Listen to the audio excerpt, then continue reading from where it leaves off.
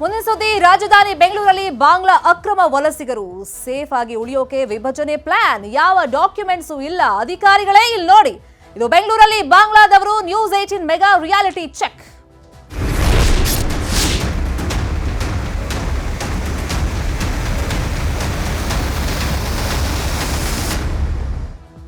ನಟ ಸೈಫ್ ಅಲಿ ಖಾನ್ ಮೇಲೆ ದಾಳಿ ಬೆನ್ನಲ್ಲೇ ಅಕ್ರಮ ವಲಸಿಗರ ಸದ್ದು ದೇಶದಾದ್ಯಂತ ಮತ್ತೆ ಚರ್ಚೆಗೆ ಬಂದಿದೆ.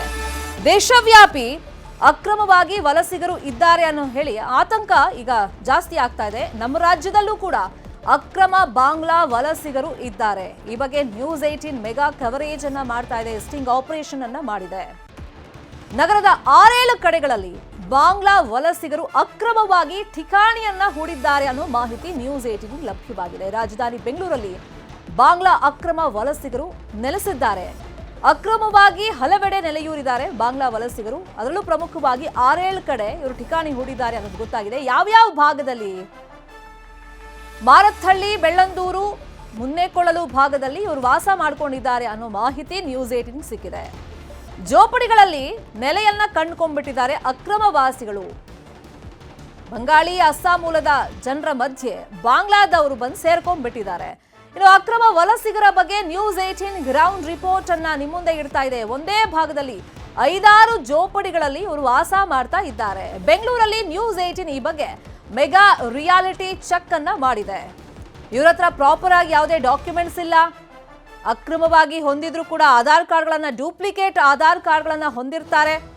ರಾಜಾರೋಷವಾಗಿ ಬೆಂಗಳೂರಲ್ಲಿ ನೋಡಿ ಅಕ್ರಮವಾಗಿ ಬಂದು ಹೆಂಗೆ ನೆಲೆಯೂರಿದ್ದಾರೆ ಅಂತ. ನಗರದ 6-7 ಕಡೆಗಳಲ್ಲಿ ಇದೇ ರೀತಿ ಜೋಪಡಿಗಳಲ್ಲಿ ಇವರು ವಾಸ ಮಾಡ್ಕೊಂಡಿದ್ದಾರೆ ಅಂತ ನ್ಯೂಸ್ 18ಗೆ ಮಾಹಿತಿ ಲಭ್ಯವಾಗಿದೆ. ಅಂದ್ರೆ ಎಲ್ಲರೂ ಒಂದೇ ಭಾಗದಲ್ಲಿಲ್ಲ, ಬೇರೆ ಬೇರೆ ಭಾಗದಲ್ಲಿ ಬಂದು ನೆಲೆಸಿದ್ದಾರೆ.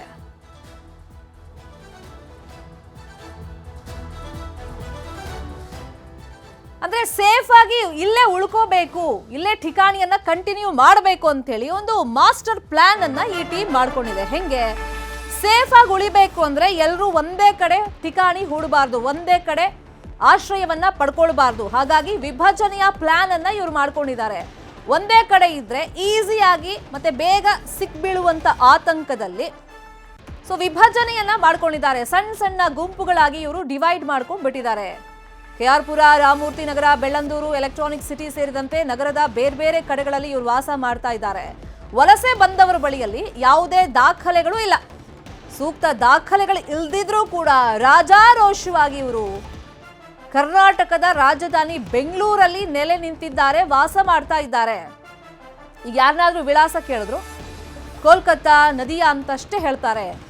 ನಿಮ್ಮ ಸ್ವಂತ ಊರು ಯಾವುದು ಅಂತಂದ್ರೆ ಅವ್ರ ಹತ್ರ ಉತ್ತರ ಇಲ್ಲ, ಗಪ್ ಚುಪ್ ಆಗ್ಬಿಟ್ಟಿದ್ದಾರೆ ಅಕ್ರಮವಾಗಿ ನೆಲೆ ನಿಂತ ವಲಸಿಗರು. ಕೆಲವ್ರ ಹತ್ರ ಒಂದಿಷ್ಟು ಜೆರಾಕ್ಸ್ ಕಾಪಿಗಳಿದೆ, ಅದು ಬಿಟ್ರೆ ಯಾವ ಡಾಕ್ಯುಮೆಂಟ್ಸು ಇಲ್ಲ. ಆಧಾರ್ ಕಾರ್ಡ್, ವೋಟರ್ ID ಯಾವುದೂ ಇಲ್ಲ. ಬಾಂಗ್ಲಾದವರು, ಬೆಂಗಾಳಿಯವರು ಪತ್ತೆ ಹಚ್ಚೋದೇ ಕಷ್ಟ ಆಗ್ಬಿಟ್ಟಿದೆ.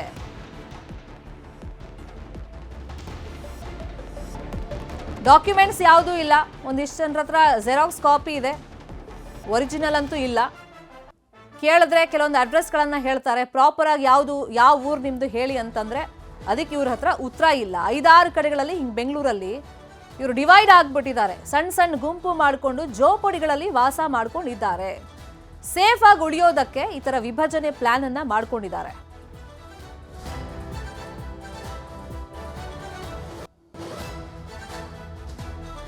ಇನ್ನು ಮಾರತ್ಹಳ್ಳಿ, ತೂಬ್ರಹಳ್ಳಿಯಲ್ಲಿ ಸಾಕಷ್ಟು ಮಂದಿ ಬಾಂಗ್ಲಾದಿಂದ ಬಂದಂತ ಅಕ್ರಮ ವಲಸಿಗರಿದ್ದಾರೆ. ಅವರಲ್ಲಿ ಆಟೋ ಓಡಿಸೋ ಒಬ್ಬ ನ್ಯೂಸ್ 18 ಮುಂದೆ ಮಾತನಾಡಿದ್ದಾನೆ. ಆತ ಏನ್ ಹೇಳಿದಾನೆ ಕೇಳಿ. क्या नाम है? राहुल। उम्र कितना तेरा? 16 साल में ऑटो क्यों चला रहा? लगाने के लिए। तो लगाने के लिए, चलाने को कौन बोला तुझे? 16 साल में लाइसेंस देता क्या रे? फिर 16 साल के लिए का निकाल, लाइसेंस निकाल तेरा नहीं है? आधार कार्ड दे। फोन पे नहीं है, घर पे दिखा। तुझे लाइसेंस कौन दिया रे ऑटो चलाने में? रास्ते में ऑटो चला रहा तो कैसा है? कितने साल से चला रहा?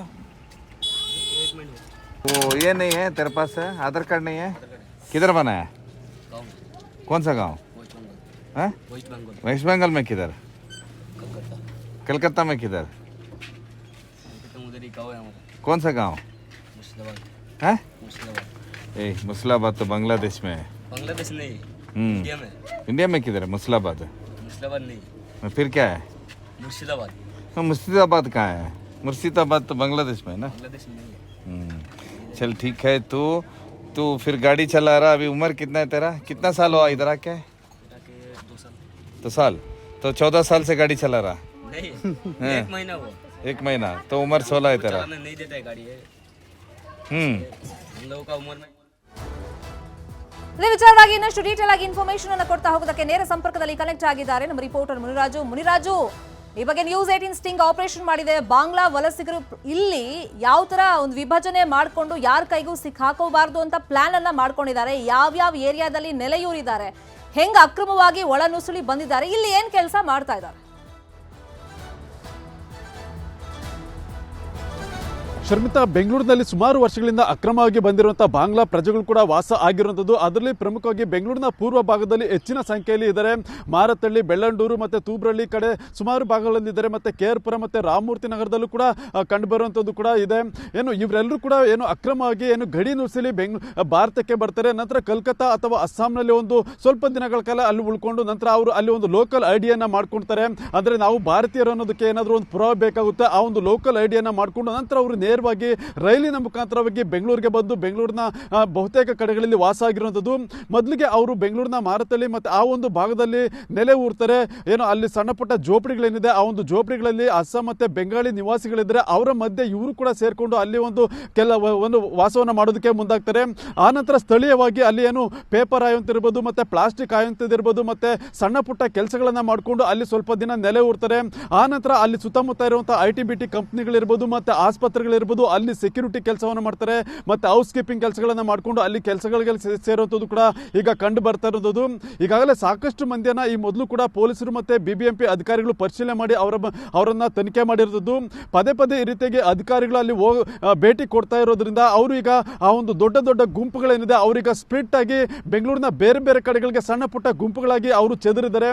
ಮತ್ತು ಎಲ್ಲರೂ ಕೂಡ ಸ್ಥಳೀಯವಾಗಿ ಯಾರನ್ನೇ ವಿಚಾರ ಮಾಡಿದ್ರು ಕೂಡ ನಾವು ಬೆಂಗಾಳಿ ಮತ್ತು ಕಲ್ಕತ್ತಾ ಅಂತ ಹೇಳ್ತಾರೆ. ಆದರೆ ಯಾವ ಊರು ಅನ್ನೋದನ್ನ ಕೇಳಿದ್ರೆ ಅವ್ರಿಗೆ ಆ ಊರಿನ ಹೆಸರು ಕೂಡ ಗೊತ್ತಿರೋದಿಲ್ಲ. ಆ ಮಟ್ಟಿಗೆ ಅವರು ಪ್ರಿಪೇರ್ ಆಗಿರುವಂಥದ್ದು. ಆದರೆ ನಾವು ಭಾರತೀಯರು ಅನ್ನೋತ್ತ ಹೇಳ್ಕೊಳ್ಳೋದಕ್ಕೆ ಕಲ್ಕತ್ತಾ, ನುದಿಯಾ ಅಂತೇಳಿ ಒಂದು 2 ಜಿಲ್ಲೆಗಳ ಹೆಸರನ್ನ ಬಾಯ್ಪಾಟ್ ಮಾಡ್ಕೊಂಡಿದ್ದಾರೆ ವಿನಃ ಅವರ ಸ್ವಂತ ಊರು ಯಾವುದು ಅನ್ನೋದ್ರ ಬಗ್ಗೆ ಅವ್ರಿಗೆ ಯಾವುದೇ ಮಾಹಿತಿ ಕೂಡ ಇಲ್ಲ. ಸದ್ಯ ಈ ಬಗ್ಗೆ ಒಂದು ಮಾರತಳ್ಳಿ ಸುತ್ತಮುತ್ತ 2 ಕಡೆಗಳಲ್ಲಿ ಪರಿಶೀಲನೆ ಮಾಡಿದಾಗ ಈ ರೀತಿಯಾಗಿ ಸುಮಾರು ಜನ ಇರುವಂಥದ್ದು ಕಂಡು ಬರುತ್ತೆ. Sharmita, fine, thank you Muniraju ತಮ್ಮೆಲ್ಲ ಇನ್ಫಾರ್ಮೇಶನ್ಗೆ. ಇನ್ನು ಇವತ್ತು ಇಡೀ ದಿನ ನ್ಯೂಸ್ 18 ನಲ್ಲಿ ಬೆಂಗಳೂರಲ್ಲಿ ಅಕ್ರಮವಾಗಿ ಬಾಂಗ್ಲಾದವರು ನೆಲೆಸಿರೋ ಬಗ್ಗೆ, ಠಿಕಾಣಿ ಹೂರಿರೋ ಬಗ್ಗೆ ನಾವು ನ್ಯೂಸ್ ಕವರೇಜ್ ಅನ್ನ ನಿಮ್ಮ ಮುಂದೆ ಇಡ್ತೀವಿ. ಸಂಬಂಧಪಟ್ಟವರು ಈ ಬಗ್ಗೆ ಗಮನ ಹರಿಸಬೇಕು ಅನ್ನೋದು ನಮ್ಮ ಮನವಿಯಾಗಿರುತ್ತೆ. ಆ ನಿಟ್ಟಿನಲ್ಲಿ ಇಡೀ ದಿನ ಈ ಬಗ್ಗೆ ನಾವು ವಿಶೇಷವಾಗಿ ವರದಿಯನ್ನು ಪ್ರಸಾರ ಮಾಡ್ತೀವಿ.